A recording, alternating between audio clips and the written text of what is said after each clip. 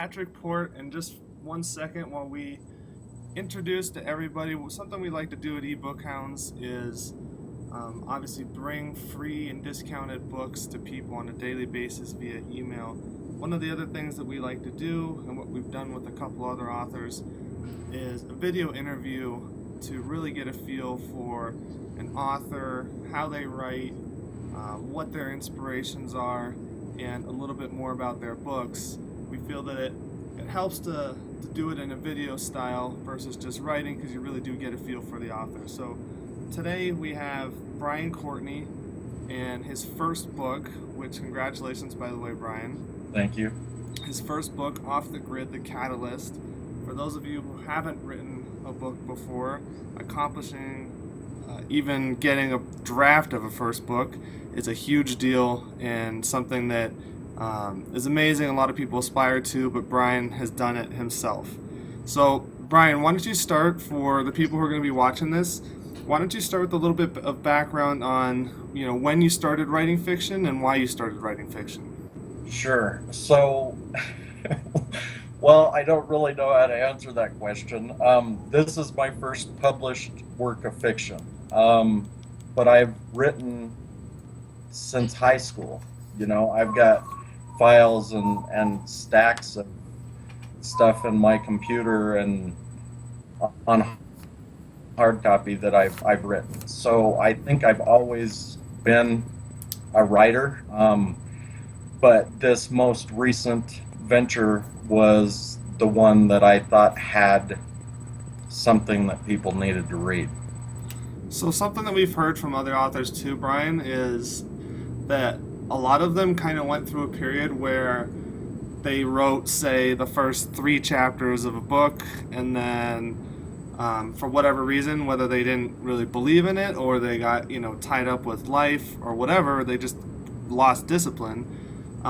They let that manuscript go by the wayside. And really what it comes down to with a lot of authors is finally getting the discipline to push through an entire book. Is that kind of what you were describing there? Yeah, well, part of it is discipline for sure. But part of it for me was just that I had the entire story in my head. Actually, I had more than just this book in my head. I had to end up cutting it off and publishing this book, because otherwise it would have been on the range of like Dostoevsky or Proust or something like that. So I had to break it down. So there was passion and there was discipline. I had to force myself to write on multiple occasions. And you said that you had the entire story in your head, which raises an interesting question. There's some authors that are plotters, Plotters, where they have literally plotted out the entire story before they write it. They know the arc of the story. They know where characters are going to be when. And then there's other authors that kind of do the writing, to use a colloquial term, more by the seat of their pants, and just let their characters tell them where the story should go. What camp do you fall into? Well, I would say that there's a combination of both of those, because when I say I've got the story in my head, that means basically I know I have a beginning, a middle, and an end. But the book changed every time I sat down to type. So I joked around with this girl I know and said, my brain has the story, but my fingers type the words. And that's really the way that it worked. I knew where I wanted to go, and I knew key points throughout that I had to cover, but I didn't know what would be said. Sure. So that's kind of a universal truth that we hear about with a lot of authors, that they have an idea of where the book should go, but then it's almost like the characters control your fingers as you're writing it, and the characters are your muses, and if you don't follow what they say, the story doesn't work well. Do you agree with that? I absolutely do. Yeah.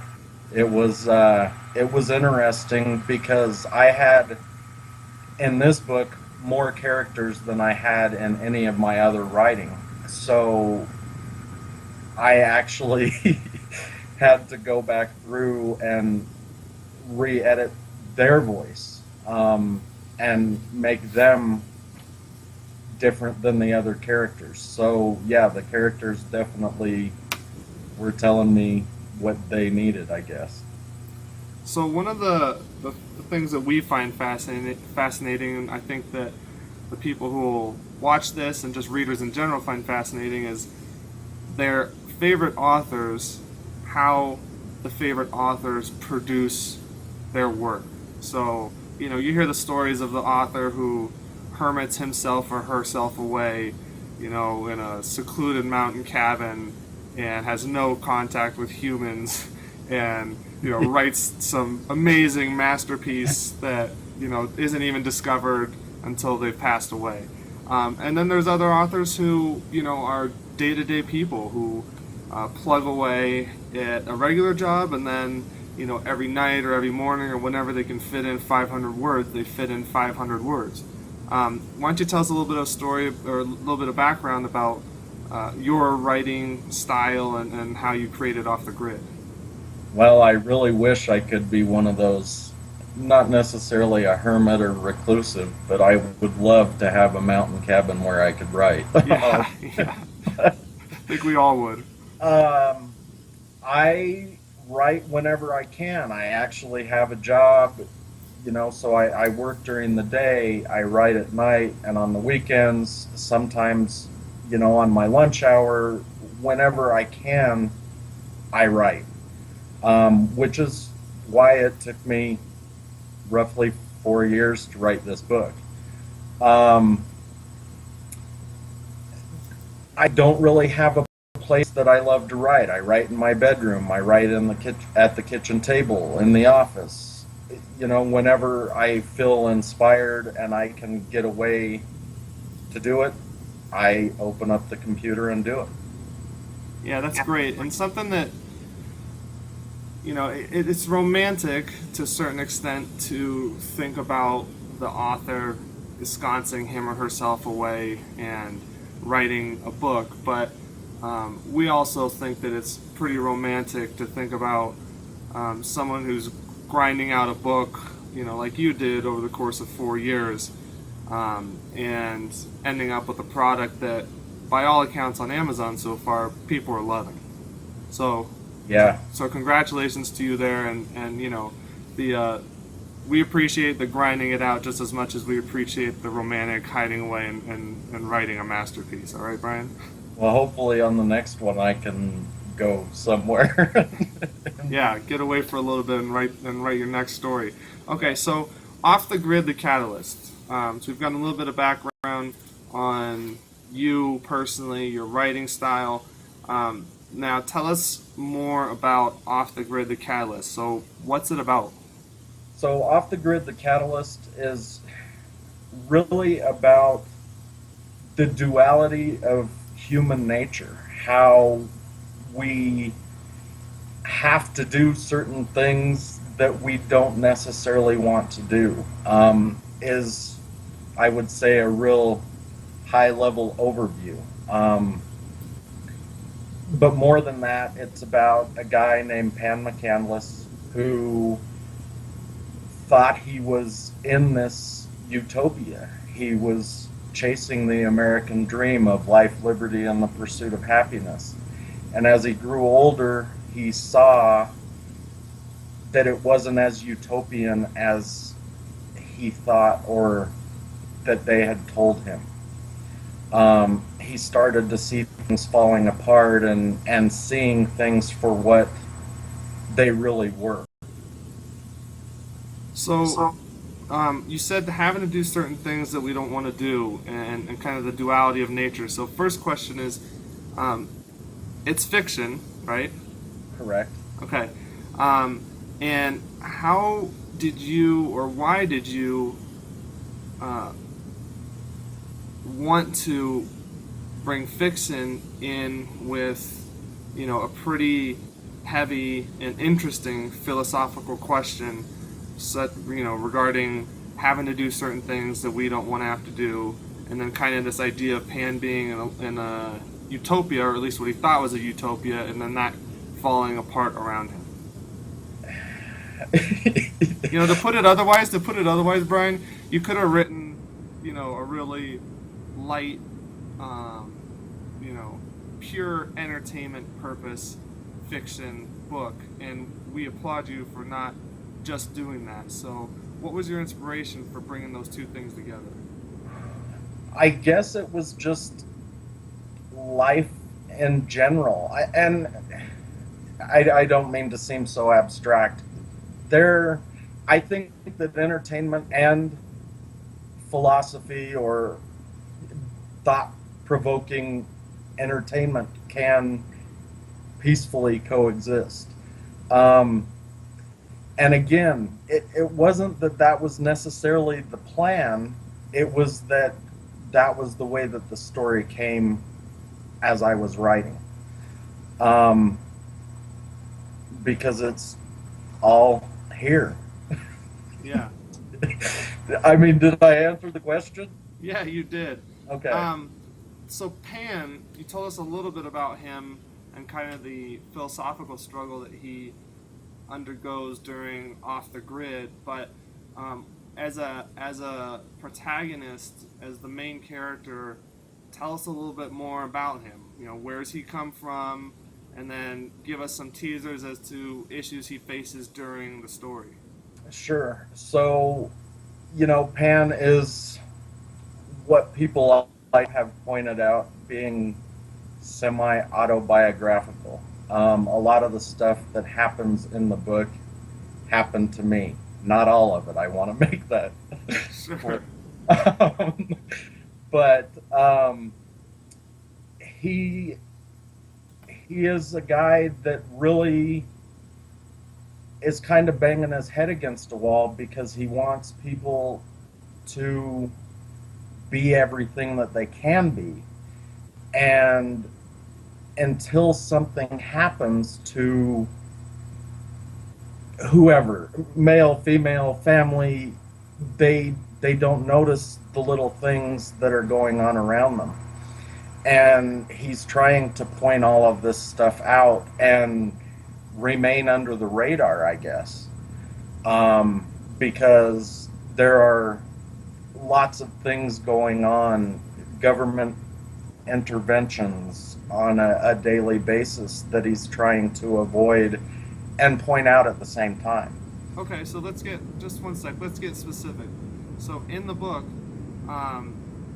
to get, so that the viewers have an idea of what type of book they're, gonna hopefully buy after watching this interview, is Pan involved? I mean, is there, espionage? Is there action? Is there adventure? Is he running around? Does he ever have a gun? Does, anything like that? He does have guns. Okay. He actually has guns that he sells to gangs. Okay. Okay. He sells marijuana from time to time,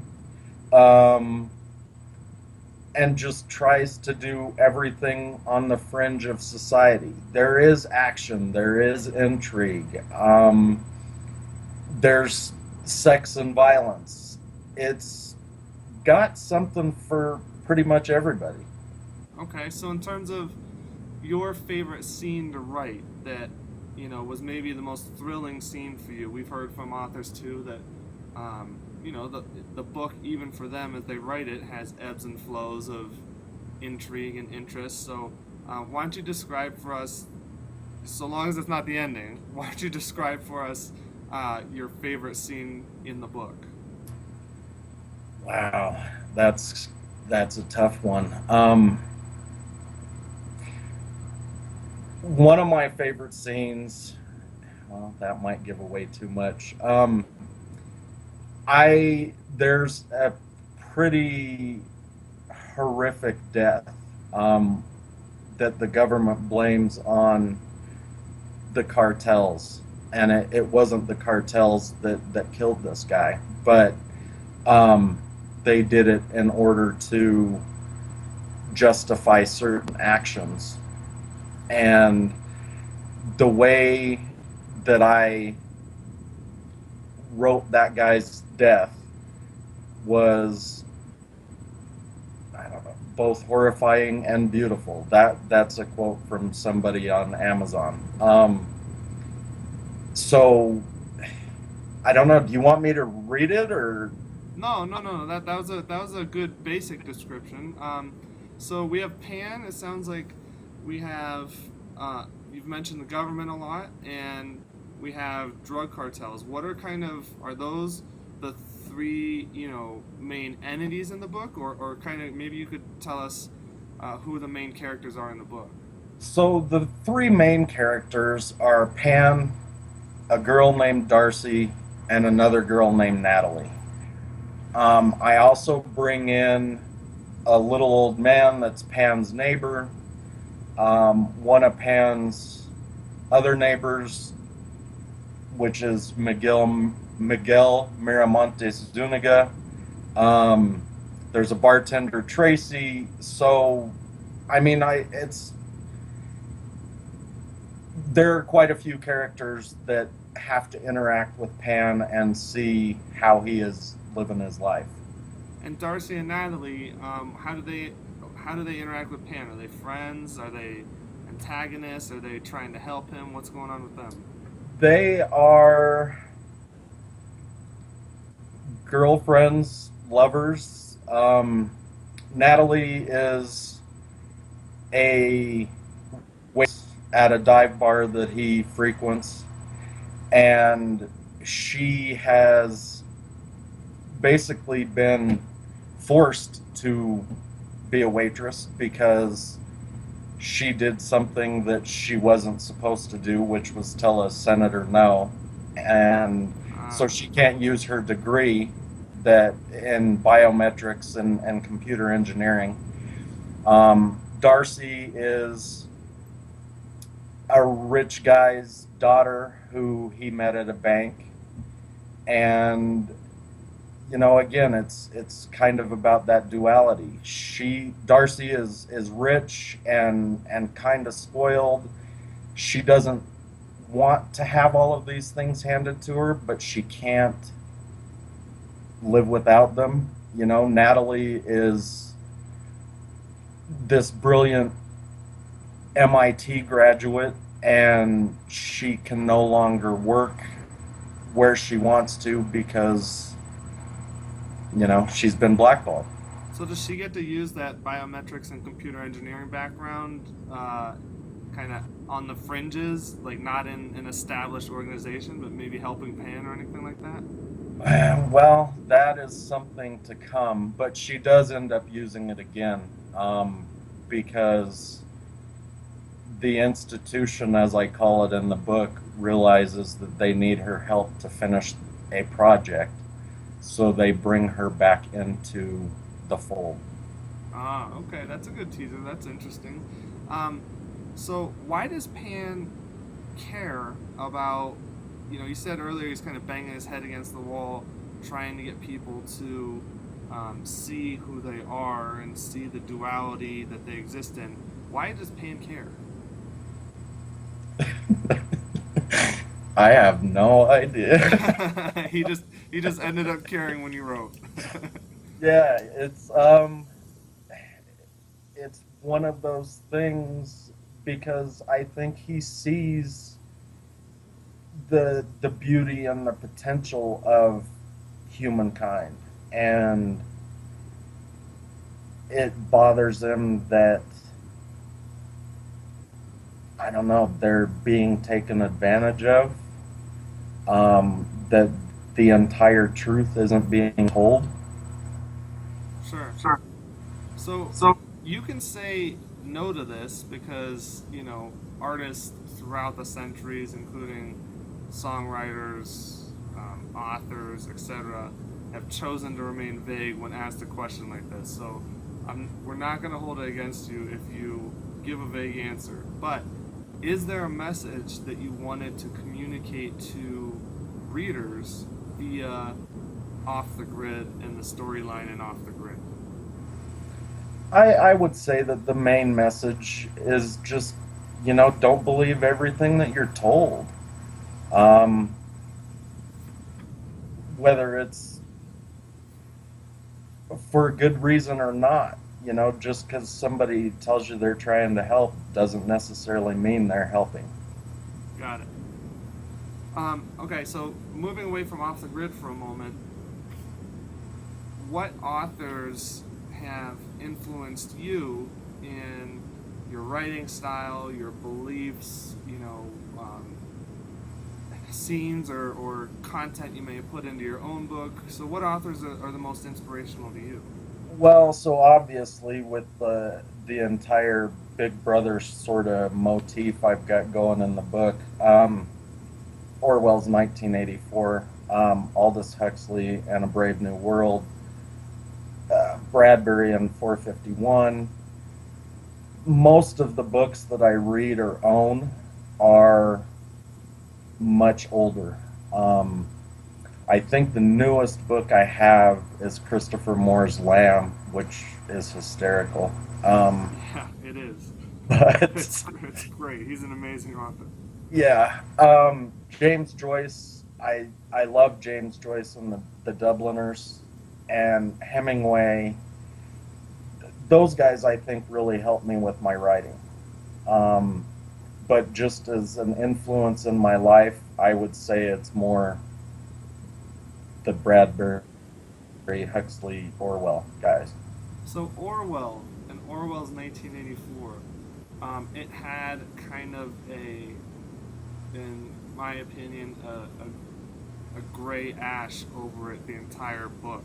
There were very few instances of color, except when the main characters escape to, the attic over the antique shop, or when they escape to their little grove in the forest. But besides that, just in my mind, at least when I read it, there was always a gray ash over everything. Is that kind of how Off the Grid is?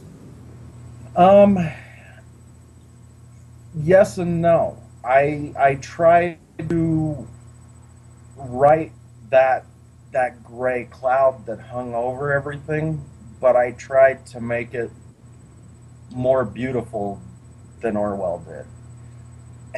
And I'm not talking any trash about Orwell at all. It's one of my favorite books of all time. But so the gray is there, but there's also some color that you can see, and I really tried to play with light and shadow and describe everything that Pan or Darcy or Natalie saw. Sure, sure. No, that makes sense. And it's probably for the best, since 1984, at a minimum, could be described as bleak, and at its most accurate description, could probably be described as very depressing. Beautiful, beautiful, one of the most amazing books of all time, but enough to make you almost break down by the end of it. Yeah. Okay, so let's tease the listeners, potential readers, a little. You already alluded to the fact that if you put everything into Off the Grid that you had kind of started with, it would be, a tome. So that kind of alludes to the fact that you may have more coming. So what else is coming? Well, so the second book is going to be called Off the Grid: The Uprising. It has been started, not as much as I would like, but it's coming. In order to kind of get myself writing again and to try to get out of the first book, I've been writing some other stuff. I've got another book that I'm working on called Wanted, Dead or Alive. So there is more content coming. Okay, and is Pan? Well, I don't want anything to give anything away. Will we potentially see Pan in the second book? Yeah, so I don't want to give anything away either. I'll just tell you guys, I didn't do what literature typically does, which is, they kill you or put you in jail or the loony bin. So the ending of Off the Grid, The Catalyst is different than probably anything you've ever read. But I don't want to make you think it's happy or sad or anything else. It's just an ending that you've never seen. So Pan will be in the second book. Excellent. Excellent. That's a great teaser. How can readers interact with you if they want to? For instance, Facebook, Twitter, anything like that? Yeah, I'm on Facebook at Off the Grid Book. So Facebook.com, Off the Grid Book. Twitter is Off the Grid Book also, and so is Instagram. I've been having some problems with Instagram because I don't take very many pictures, but they can find me on any of those sites. Great. And you'd be happy to interact with anybody who wants to talk to you about the book? Absolutely. And then about that book, we've been sold on it at eBook Hounds, which is why we're doing the interview. And if people want to buy the book, where can they get it? It is available on Kindle, Nook, and Kobo. Great. Brian Courtney, we really appreciate it. Congratulations on publishing your first novel, and we look forward to reading it ourselves. We look forward to our listeners reading it, and we look forward to Off the Grid Uprising, the sequel with your main character, Pan. Great. Thanks for the interview. It's been a good time, and have a good day. You too, Brian. Take care. Bye. Thanks, Patrick.